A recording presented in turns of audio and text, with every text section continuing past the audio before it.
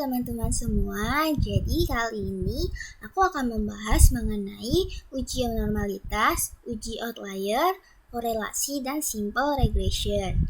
Nah, jadi yang pertama kita akan membahas mengenai uji normalitas data. Nah, jadi uji normalitas itu ada dua. Yang pertama ada uji normalitas data dan uji normalitas residual. Yang kedua ada uji outlier. Nah, uji outlier itu ada dua. Yang pertama ada uji outlier data dan uji outlier residual. Yang ketiga kita akan membahas mengenai analisa korelasi dan analisa koefisien determinasi. Dan yang terakhir kita akan membahas mengenai simple regression. Jadi yang pertama kita akan membahas mengenai uji normalitas data. Nah, jadi pengertian normalitas adalah bahwa data yang diuji berdistribusi normal. Data yang berdistribusi normal adalah data yang sebaran nilai datanya memiliki nilai yang memusat di nilai-nilai rata-ratanya. Frekuensi keluarnya nilai data terbanyak adalah di nilai rata-rata, dan frekuensi keluarnya nilai data semakin kecil bila nilai data semakin bernilai ekstrim. Jadi secara statistik, pengujian normalitas data dapat menggunakan beberapa cara. Yang pertama, menganalisa plotting dari gambaran sebaran data. Yang kedua adalah menganalisa tingkat kemencengan dan keruncingan data. Ini udah pernah kita pelajari pada materi squeeness dan kurtosis. Yang ketiga adalah menganalisa dengan menggunakan uji Kolmogorov-Smirnov. Oke, kalau gitu kita langsung praktekin aja teman-teman. Sekarang kita buka SPSS-nya dulu. Lalu kita bisa pencet file, lalu open data. Lalu pada folder yang sudah kalian pilih folder descriptive.siv. Terus kalian open.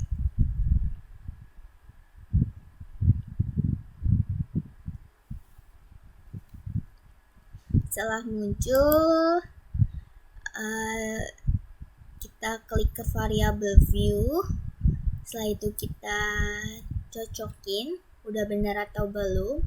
Kalau udah benar, kita langsung aja pencet analyze, lalu klik descriptive statistik.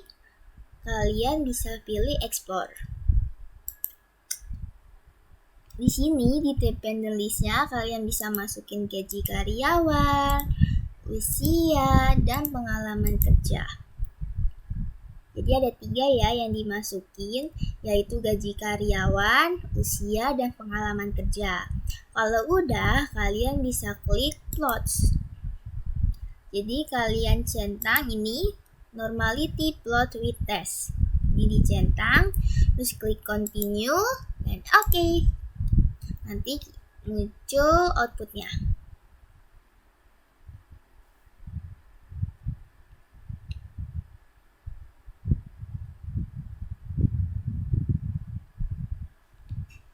Setelah muncul outputnya seperti ini, sekarang kita cari output yang test of normality. Nah, yang ini dia. Jadi nanti yang kita pakai itu di bagian Kolmogorov-Smirnov. Buat lebih lanjutnya, sekarang kita ke PPT. Jadi uji normalitas data ini menggunakan hipotesisnya adalah per variabelnya. Jadi H itu data titik-titik berdistribusi normal, H adalah data titik-titik tidak berdistribusi normal.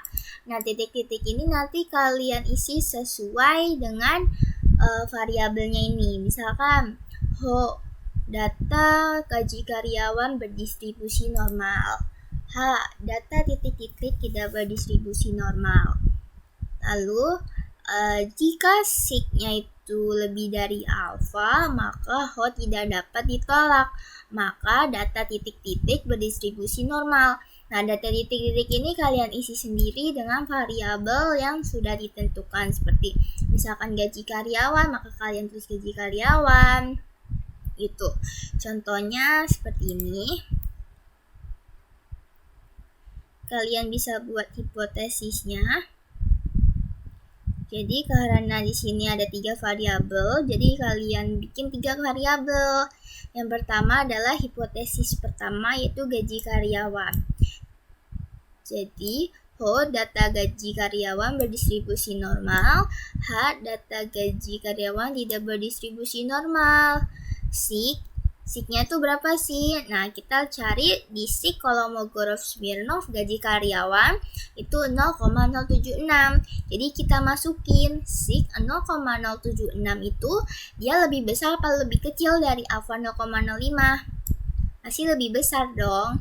Nah, karena ia lebih besar dari alfa 0,05, maka Ho tidak dapat ditolak. Sehingga kesimpulannya bisa kita tulis, maka gaji karyawan berdistribusi normal. Jadi kesimpulannya itu dari sini ya, teman-teman. Karena Ho tidak dapat ditolak. Lalu yang kedua, hipotesis kedua itu mengenai usia. Kita tulis Ho-nya itu apa? Ho sama hanya.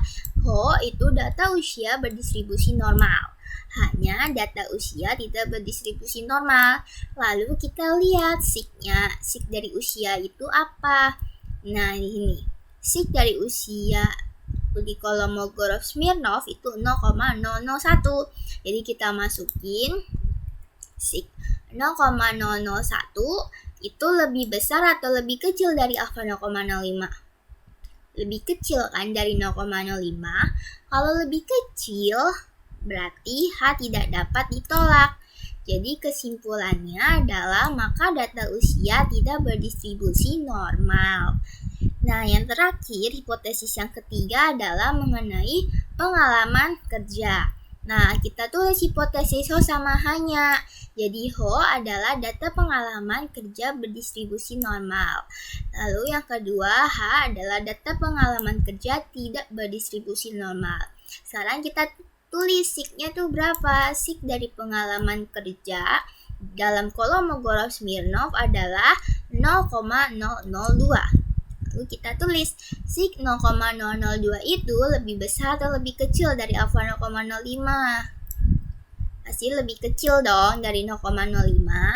Jadi kalau misalkan Siknya itu lebih kecil dari 0,05, maka H tidak dapat ditolak. Jadi kesimpulannya data pengalaman kerja tidak berdistribusi normal. Lanjut lagi kita ke uji outlier data. Jadi bila data tidak berdistribusi normal, maka ada beberapa cara yang dapat dicoba untuk mengusahakan agar data menjadi berdistribusi normal. Nah, beberapa cara yang mungkin itu yang pertama kita yaitu menambah data. Karena dengan jumlah data yang semakin mendekati jumlah populasi, biasanya data akan cenderung normal. Yang kedua adalah mentransformasi data. Namun cara ini tidak dianjurkan karena seringkali data yang ditransformasi itu perlu memerlukan interpretasi khusus untuk hasil pengujiannya. Lalu yang ketiga yaitu menggunakan data yang bersifat ekstrim atau outlier. Nah, kita akan menggunakan cara yang ketiga ini teman-teman. Jadi untuk caranya sekarang kita langsung praktek aja ya. Kita buka SPSS. Nah, ini kita masih pakai data yang tadi ya teman-teman. Jadi kita langsung klik analyze, deskriptif statistik, lalu kita klik deskriptif. Nah, nanti kalau udah muncul tampilan seperti ini, nanti selanjutnya kita bisa klik usia dan pengalaman kerja ke dalam variabel box ini. Kalau udah, kita bisa klik atau centang save standardized values as variable. Lalu selanjutnya kita bisa klik OK. Nah, nanti kan setelah muncul ini kita bisa abaikan outputnya, kita bisa lihat inputnya teman-teman. Di sini muncul dua variabel baru, yaitu Z usia dan juga Z pengalaman. Nah, lalu selanjutnya yang kita lihat itu adalah inputnya ini. Lalu kita lihat di sini cara membuangnya itu ada beberapa kriteria nih yang bisa kita pilih. Yang pertama di atas 3 atau di bawah -3. Yang B itu di atas 2,56 atau di bawah 2,56. Yang C di atas 1,96 atau di bawah -1,96. Nah, misalnya nih kita pakai yang cara yang ketiga, yaitu di atas 1,96 atau di bawah -1,96. Nah, terus kita cari nih sekarang di Z pengalamannya. Kira-kira mana sih yang di atas 1,9 atau di bawah -1,96? Kita cari.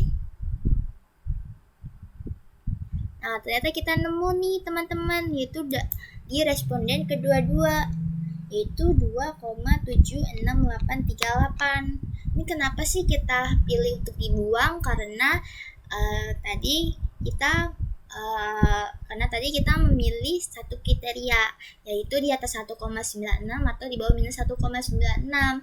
Lalu kita dapat nih tadi responden kedua-dua 2,76838. Nah, jadi ini termasuk ke data outlier. Jadi data ini harus kita buang. Lalu kita cari lagi nih, mana sih kira-kira data yang di atas 1,96 atau di bawah -1,96. Lalu kita ketemu di sini yaitu responden 39, yaitu 2,76838. Nah, jadi data ini di atas 1,96 atau di bawah -1,96. Selanjutnya kita cari lagi ada atau tidak. Ada lagi ternyata di data ke-62, yaitu 2,76838. Nah, ini termasuk ke data outlier. Terus kita cari lagi, kira-kira ada lagi nggak sih teman-teman yang termasuk di atas 1,96 atau di bawah -1,96? Data udah nggak ada lagi ya teman-teman. Jadi kita tadi udah nemuin 3 data, yaitu di responden 22, 39, dan juga 62. Nah, jadi di sini karena jumlah data awalnya 75, namun setelah dilakukan uji outlier ada 3 data yang bersifat ekstrim, yaitu responden 22, responden 39, dan juga responden 62, sehingga hanya ada 72 data yang akan diikutsertakan dalam pengujian statistik selanjutnya. Kita akan belajar mengenai uji normalitas residual. Jadi, uji normalitas residual itu bertujuan untuk menguji apakah dalam model regresi data residual berdistribusi normal atau tidak. Jadi, untuk pengujian multiple regression ini mengasumsikan bahwa data residual berdistribusi normal. Ada 2 cara pengujian, yaitu metode grafik dan juga metode non-grafik. Jadi kita bisa langsung praktekin ke SPSS-nya. Yang pertama kita bisa praktekin yang metode grafik. Lalu kita bisa ke file. Ini kita pakai data yang baru ya teman-teman. Jadi tadi kan kita pakai yang data descriptive.srv. Sekarang kita pakai data yang baru, yaitu sekarang kita bisa klik file, lalu klik open, terus kita klik data.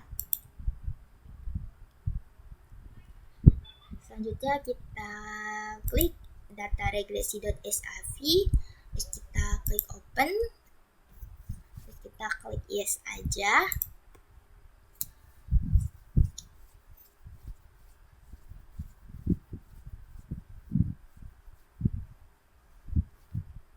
Nah, sekarang sudah muncul. Lalu sekarang kita ke variable view-nya. Kita lihat ini udah sesuai apa belum. Kalau udah sesuai, kalian bisa klik analyze, lalu kita bisa klik regression. Setelah itu kita bisa klik linear. Lalu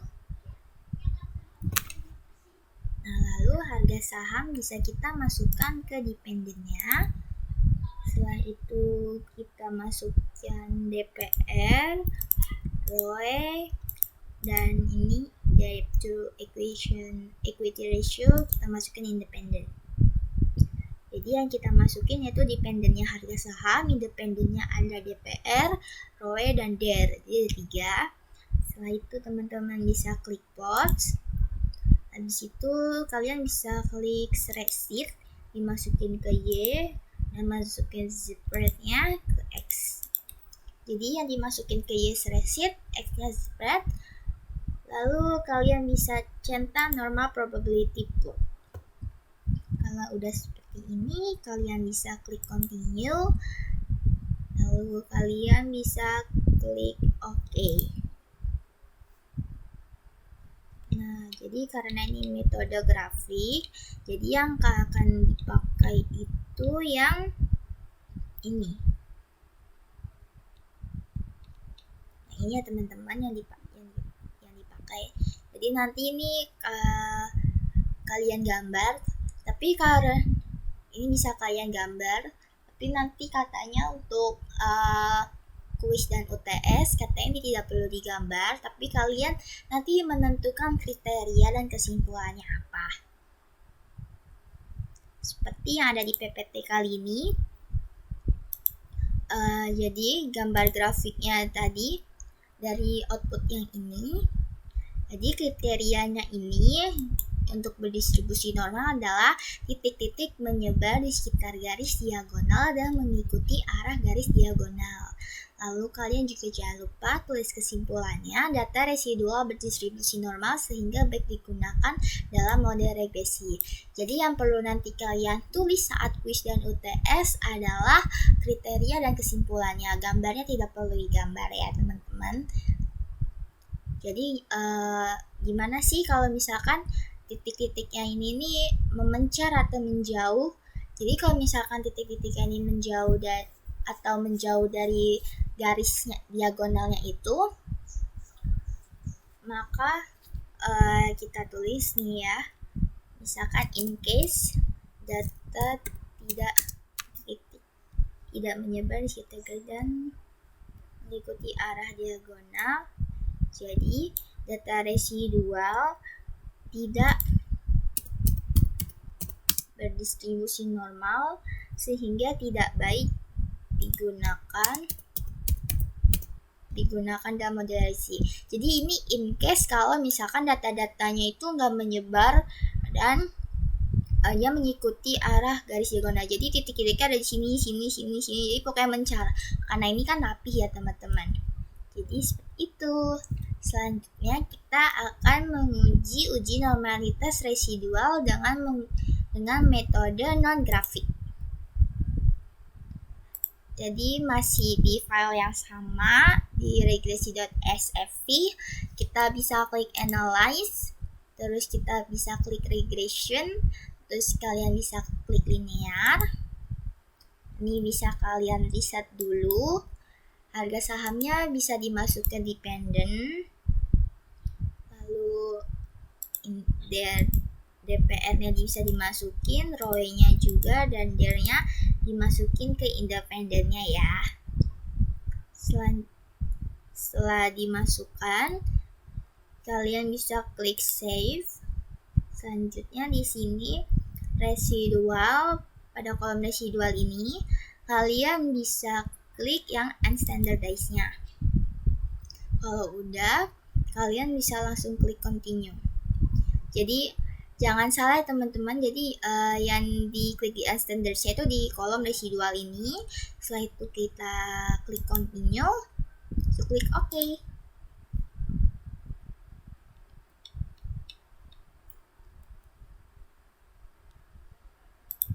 Sekarang kita lihat inputnya. Nah, ini akan muncul kolom baru yaitu res underscore 1.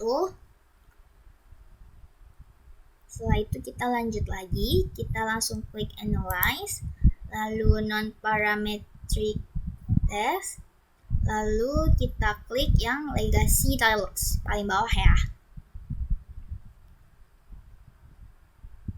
Setelah itu kita klik yang key one sample key S. Nah, jadi yang unstandardized-nya ini kalian masukin ke tes variable list-nya dan pastikan di tes distribution-nya udah tercentang normal. Setelah itu kita langsung klik OK. Nah, jadi yang dipakai itu yang one sample Kolmogorov-Smirnov test yang ini ya teman-teman. Kalau udah dapet outputnya, selanjutnya kita langsung tulis hipotesisnya. Jadi yang angka kita pakai ini adalah asymptotic-nya. Kita dapat sebesar 0,200. Selanjutnya kita lihat dulu sebelumnya hipotesisnya. Jika asymptotic-nya itu lebih besar dari alfa, maka data residual berdistribusi normal. Tapi kalau jika asymptotic-nya kurang dari alfa, maka data residual tidak berdistribusi normal. Lalu kita tulis asymptotic itu berapa? 0,200 kan? Jadi 0,200 itu dia lebih besar atau lebih kecil dari alfa 0,05. Lebih besar kan? Jadi kalau asymptotic 0,200 itu lebih besar dari alfa 0,05, berarti artinya kesimpulannya adalah data residual berdistribusi normal. Jadi nanti pada saat mengerjakan kuis dan UTS nanti, yang harus kalian tulis itu yang ini, hipotesisnya wajib banget ditulis di kotak biru sama di kotak merah, ini wajib banget ditulis. Kita lanjut ke uji outlier residual. Jadi bila dalam model regresi data residual tidak berdistribusi normal, maka ada beberapa cara yang dapat dicoba untuk mengusahakan agar data menjadi berdistribusi normal. Salah satu caranya adalah mengurangi data yang bersifat ekstrim atau outlier. Jadi ini teman-teman udah pernah belajar yang tadi bagaimana cara membuang datanya. Jadi kita balik lagi ke SPSS tadi, ke data view-nya. Selanjutnya kalian bisa klik analyze, terus kalian bisa klik regression, lalu pilih klik linear. Selanjutnya kita reset dulu, kita masukin harga saham get dependent, terus kita masukin DPR, ROE, dan DER-nya ke independen. Terus kalau udah dimasukin semua, kalian bisa klik save. Lalu kalian bisa klik unstandardized di residual. Lalu kalian bisa klik continue, terus langsung aja klik OK. Jadi udah ada variabel baru lagi, res_2. Jadi untuk cara yang tadi kalian bisa skip aja.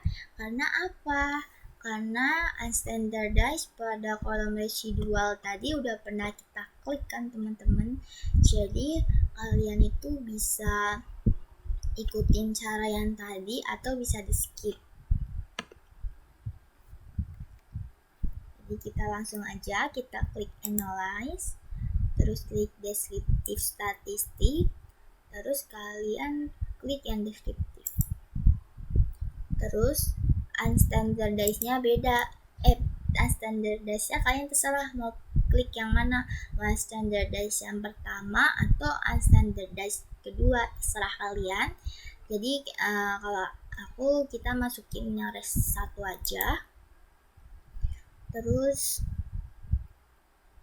kalian bisa centang ini self standardized values as variable. Terus langsung aja kalian klik OK. Lalu akan muncul variabel baru lagi, yaitu zres_1.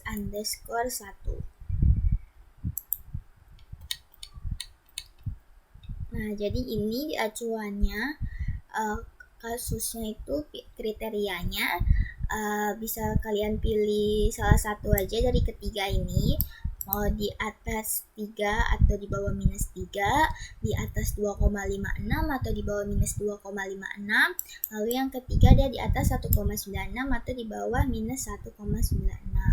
Jadi misalkan kita pilih yang ini, yang di atas 1,96 atau di bawah minus 1,96. Jadi kalian di sini bisa cari di mana di sini mana sih yang 1,96 atau di bawah minus 1,96. Ternyata kita ketemu ini di responden ke-9, yaitu minus 2,07329.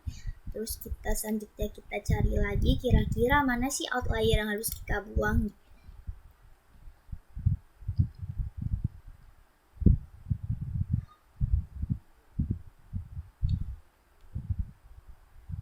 Nah, terus kita ketemu ini 2,20804, ini kan di atas 1,96. Berarti ini data outlier. Jadi data outlier yang tadi kita temukan itu kita buang. Jadi ada dua data yang tadi kita buang, yaitu data ke 105 dan juga data ke 9. Jadi dari keseluruhan data ini, yaitu ada 112 responden. Jadi ada dua data, yaitu responden ke 105 dan responden ke 9, yaitu kita buang, sehingga hanya tersisa 110 responden yang merupakan data berdistribusi normal. Oke, selanjutnya kita akan membahas mengenai analisa korelasi. Jadi, koefisien korelasi ini digunakan untuk mengetahui kuat atau tidaknya hubungan antara variabel independen X dengan variabel dependen atau variabel Y. Jadi, hasil koefisien korelasi itu hasilnya itu terletak di antara nilai korelasi 0 yang menunjukkan tidak adanya hubungan antar variabel sampai dengan 1 yang menunjukkan adanya hubungan yang sempurna antara variabel yang diuji. Jadi, apabila ada korelasi, maka akan dilihat arahnya positif atau negatif. Jadi, kalau misalkan angkanya 0, itu nanti kita ada tabelnya. Jadi angkanya itu terletak di antara angka 0 sampai angka 1. Jadi selain kita melihat seberapa kuat hubungannya, maka kita juga melihat nih arah hubungan antara hubungan variabel tersebut. Kalau misalkan ada hubungannya, jadi kita juga lihat nih arahnya positif atau negatif. Jadi kita bisa lihat dari adanya tanda minus di depan koefisiennya angka korelasi. Jadi kalau misalkan ada angka minus, berarti artinya negatif. Kalau misalkan nggak ada arah atau misalkan nggak ada tanda minus, berarti arahnya berarti positif. Untuk pengujian korelasi ini dapat kita gunakan dua macam metode. Yang pertama ada Pearson correlation. Ini digunakan untuk data yang berskala interval dan rasio. Kalau yang Ransperman correlation ini digunakan untuk data yang berskala nominal dan ordinal. Jadi di sini ada tabel koefisien korelasi yang tadi udah sempat aku singgung.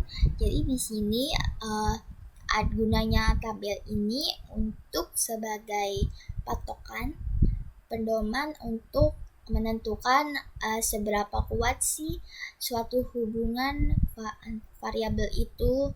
Jadi yang udah kita dapatkan di output nanti. Kalau misalkan kita dapat angkanya 0, berarti itu artinya tidak dapat hubungan. Kalau misalkan angka yang kita dapat itu adalah di antara angka 0,01 sampai 0,199, maka artinya itu sangat rendah. Lalu kalau misalkan angkanya itu yang kita dapat 0,20 sampai 0,399, pokoknya di antara itu, maka tingkat hubungannya adalah rendah. Kalau misalkan kita dapat 0,40 sampai 0,599, maka tingkat hubungannya itu sedang. Lalu untuk kalau misalkan kita dapat 0,60 sampai 0,799, maka tingkat hubungannya itu kuat. Kalau misalkan kita dapat 0,80 sampai 0,99, maka tingkat hubungannya sangat kuat. Kalau misalkan dapat angkanya 1, itu artinya hubungannya sempurna. Nah, tadi kan kita udah lihat ya, kalau arah hubungannya positif atau negatif. Kalau misalnya kalian dapat nilainya koefisien korelasinya itu negatif, ada tanda minusnya di depan angkanya, berarti itu tetap kalian pakai patokan di tabel ini, tabel koefisien korelasi ini. Misalkan minus 0,51.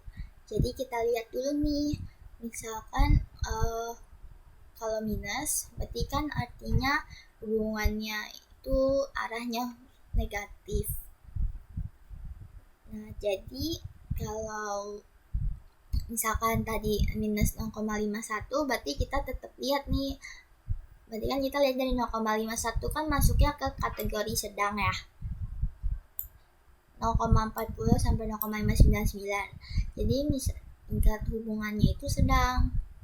Jadi kesimpulannya itu nilai dari koefisien korelasi yang kalian dapat itu hubungannya sedang dan negatif gitu. Itu just in case aja ya teman-teman. Selanjutnya kita lanjut ke analisa koefisien determinasi atau adjusted R-square. Kalau tadi kita analisa korelasi, kita tadi pakai nilai dari kolom R. Kalau misalnya untuk yang ini, analisa koefisien determinasi atau adjusted R-square, maka kita akan pakai kolom yang ada di adjusted R-square-nya. Jadi analisa R-square atau adjusted R-square itu digunakan untuk mengetahui besarnya variasi dari variabel dependen yang dapat dijelaskan oleh variasi variabel independen. Nah, sisanya yang tidak dapat dijelaskan merupakan bagian variasi dari variabel lain yang tidak termasuk di dalam model. Adjusted R-square ini merupakan ukuran lebih baik dari R-square dalam hal pengujian kemampuan menjelaskan dari variabel tambahan yang secara teoritis yang dapat dimasukkan ke dalam model. Jadi kelebihan adjusted R-square ini adalah kalau misalkan ada dalam suatu model itu ditambahin variabel independennya, maka nanti nilai adjusted R-square-nya itu bisa naik atau bisa turun sesuai dengan pengaruh dari variabel independen terhadap variabel dependennya. Kalau misalkan nilai R-square-nya ada tambahan variabel independen, maka nanti langsung naik. Padahal besarnya pengaruh antar variabel independen terhadap variabel dependennya itu belum tentu naik. Jadi mau pengaruhnya itu tinggi atau rendah, itu pasti nanti nilai R-square-nya itu naik. Jadi nilai adjusted R-square-nya ini ya lebih merefleksikan yang sesuai dengan kenyataannya gitu daripada R-square. Lalu apabila kalian mendapatkan nilai adjusted R-square-nya itu bentuknya negatif atau 0, artinya itu tidak terdapat kontribusi variabel independen terhadap variabel dependennya. Gitu ya. Jadi dulu selanjutnya kita lanjut masuk ke simple regression atau regresi sederhana. Jadi simple regression atau regresi sederhana adalah pengujian regresi dari satu variabel independen terhadap satu variabel dependen. Nah, pengaruh dari variabel independen dengan variabel dependen itu dijabarkan ke fungsi linear dalam bentuk persamaan berikut ini. Ini namanya persamaan regresi sederhana. Jadi persamaan regresi bentuknya simple regression itu adalah Y, itu variabel independennya sama dengan A, yaitu konstanta ditambah Bx itu adalah slope atau regression coefficientnya. Lalu X itu besarnya nilai variabel independen ditambah dengan E itu error. Nah, kalau kuncinya itu simpelnya regression ini adalah pengujian regresi untuk variabel independennya hanya satu. Jadi kalau misalkan kalian lihat suatu model regresi, misalkan variabel independennya hanya satu dan kalian hanya mau melakukan uji regresi, maka pakainya yang simple regression. Nah, ini juga ada multiple regression. Nah, jadi untuk multiple regression, maka variabel independen dalam model regresi itu lebih dari satu. Kalau satu tadi simple regression, kalau lebih dari satu itu artinya multiple regression. Jadi fungsinya itu seperti ini. Kalau multiple regression itu udah pernah dijelasin waktu pertemuan kemarin ketika KP. Itu Y sama dengan BO tambah B1 X1 ditambah B2 X2 ditambah titik-titik tambah BK XK ditambah E. Jadi kalau misalkan variabel independennya itu ada 3, berarti kalian tulisnya berarti sampai Y sama dengan BO ditambah B1 X1 ditambah B2 X2 ditambah B3 X3 ditambah E aja gitu. Kalau misalkan variabel independennya ada 2, berarti cukup sampai yang B2 X2 tambah E gitu. Selanjutnya kita lanjut ke pengujian hipotesisnya. Jadi untuk pengujian hipotesis ini, jadi ada 2 pengujian, yaitu ada uji F dan kedua ini ada uji T. Jadi untuk uji F ini digunakan untuk mengetahui bila apakah variabel independen ini dapat memprediksi variabel dependen. Kalau misalkan hasilnya berpengaruh, berarti model yang diuji itu merupakan model yang fit untuk menguji hipotesis. Nah, selain itu, GF itu juga dapat digunakan untuk menguji pengaruh variabel independen terhadap variabel dependen secara bersama-sama. Jadi secara simultan gitu ya istilahnya. Dalam skripsi gitu istilahnya itu simultan atau misalkan atau bahasanya ada secara bersama-sama. Lalu yang kedua adalah uji T. Jadi uji T itu digunakan untuk mengetahui pengaruh variabel independen secara individual terhadap variabel dependennya. Nah, jadi hanya simple regression. Jadi variabel X-nya cuma satu. Kalau misalkan di simple regression ini hasil dari uji F sama uji T-nya itu sama. Tapi kalau meskipun sama, dan misalkan dapet soal simple regression, maka kakaknya tuh harus tulis dua-duanya, UJS sama UJT-nya ya.